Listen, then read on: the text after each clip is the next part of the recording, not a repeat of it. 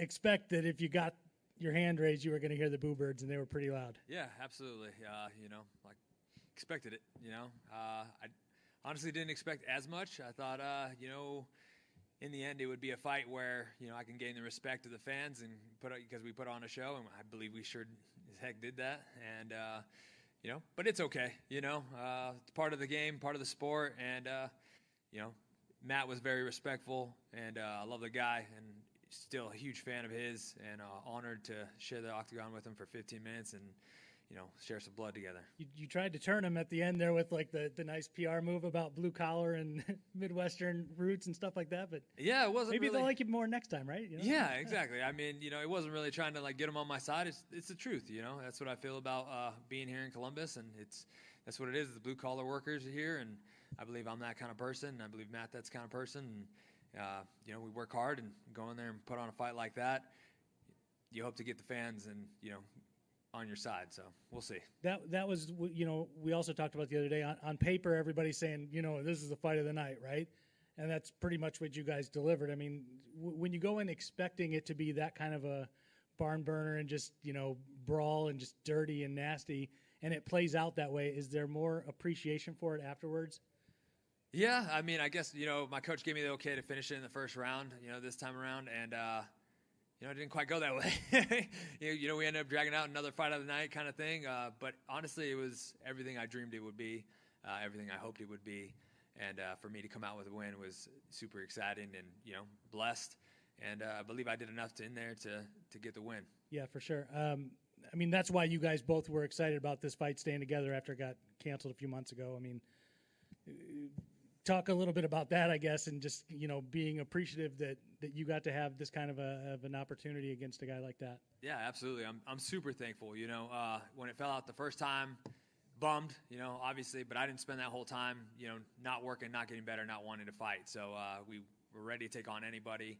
I had a full fight camp, so thankfully I had someone step up and fought anyways. Was pushing for the fight to happen. It didn't sound like from the UFC, the matchmaker standpoint, like it was going to be able to something that was come back together. So I was praying, and then I saw the Columbus card, and I was like, well, he's from there. This is a perfect opportunity to push for it even more. So I messaged him, like not messaged him, but tweeted at him on Twitter and everything too, and he was like, I'm waiting for a contract. And, I'm on the matchmakers telling him, and I'm really glad it happened. This is the last fight on my contract. I haven't been open about that, but this is the last fight on my contract. UFC didn't say anything about renegotiating. I tried to ask about it. Dana White, let's talk. I'd love to keep fighting. I'd love to keep putting on shows. I don't want to fight anywhere else. If this is it, if you don't want me no more, that's okay. I'll hang them up here. I should have left my gloves in the octagon if that's the case. But if not, I'd love to keep putting on shows. If for some reason they said, yeah, we're gonna let you go do your own thing, would you retire then? Yeah, absolutely. Yeah, I'd be you wouldn't done. go give it a shot somewhere else. I mean, no, yeah. I'd be done. Me and my wife talked about this a lot. The UFC's, that's where I want to be. And so it was the goal the whole time. I'm excited. I love being here. They treat me well. I love being in front of these fans. It's the biggest organization out there, the best organization out there as far as I'm concerned. And you know what? If they don't want me to come out and put on shows anymore, I'll hang them up and I'll go spend my daily at the farm with the family and work on building that. I mean, I'm not a betting man. Well, I am a betting man. But I would bet they're probably going to be glad to bring you back. But you guys had a moment afterwards. Like most split decisions, each guy probably thinks that they did enough to win. I'm sure that he's thinking he was going to get his hand raised, same as you. What did you guys talk about, I guess, right in that immediate aftermath of the fight once you knew that you had won?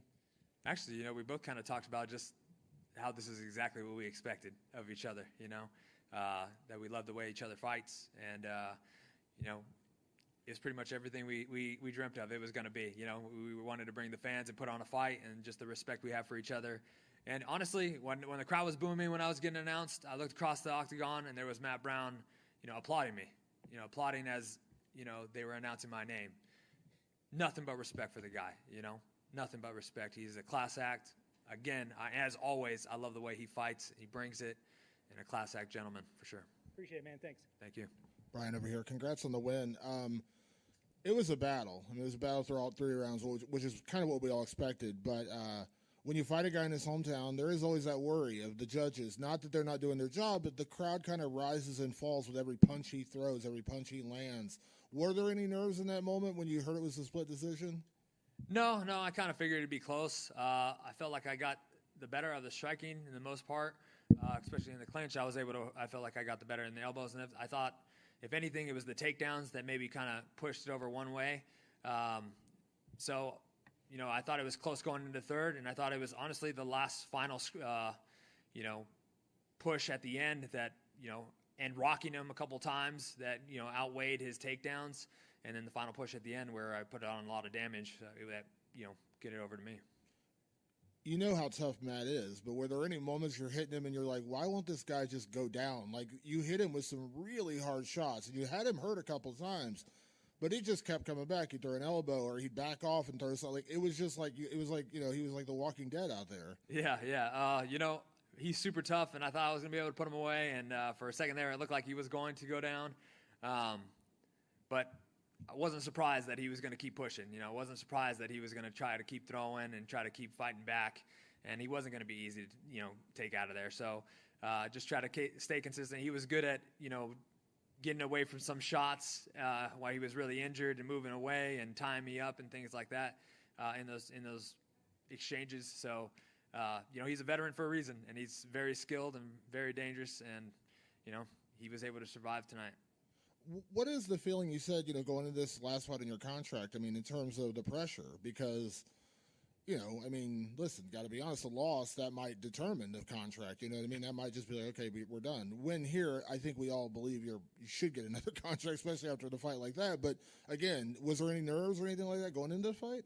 Not at all. Like I said, if the UFC wants me, I'm ready to put on some more action, and I believe I do that every single time I fight. And I think, people can count on that, whether it be against Matt Brown, whether it be anybody, I'm going to bring the heat every single time. So if they want me, I'm ready to put on some action. If not, that's okay. So there's no pressure because I'm okay with it. If they don't want me, I'm okay with, all right, then I'll be done and I'm going to go work on my farm and be with my family. It's another thing I love to do. And, we're building our farm as it is. And if this is it, then I'll put more focus into that and, be with my family. So another thing I love to do. So assuming they do bring you back, though, this fight, as soon as it got made, everyone was like, oh, this is going to be a great fight. And of course you guys delivered. When you look at the future, would that be the kind of the fight you'd always like to have? Like, again, I'm sure you're not going to turn down opponents, but you got up for a Matt Brown fight. You got excited about a Matt Brown fight. Like, would that kind of be ideally the kind of fights you'd like having going forward? Ideally, yes. These are the kind of matchups I want. I think, they excite me. I think they excite it excited Matt Brown. I think it excites everybody who is, the fans, everybody. I honestly would love to fight. The next person I'd love to fight would be Robbie Lawler. I think that would be an awesome matchup. I'd love to test myself against him. He's one of those guys who brings it, and I'm a fan of him. I think that would be an awesome matchup. There's tons of other matchups out there of guys who, come to throw down and bring it. So I think there's definitely a lot of matchups. But, yeah, I'm not going to turn down anybody. Whoever's name comes on that contract, you can count on me saying yes.